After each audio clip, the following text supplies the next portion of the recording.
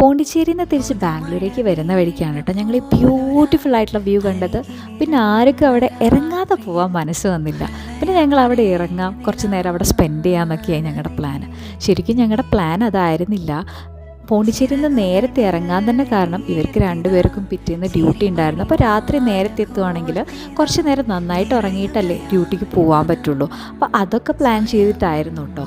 പിന്നെ ഞങ്ങൾ എന്ത് ചെയ്തു എന്ന് വെച്ച് കഴിഞ്ഞാൽ അവിടെ നിന്ന് കുറച്ച് നേരം ഫോട്ടോഷൂട്ടൊക്കെ നടത്തി കേട്ടോ. പിള്ളേർക്ക് രണ്ടുപേർക്കും ഭയങ്കര ഇഷ്ടമായി എന്ന് തോന്നുന്നു. മെയിനായിട്ട് ദേവുവിനാണ് കേട്ടോ.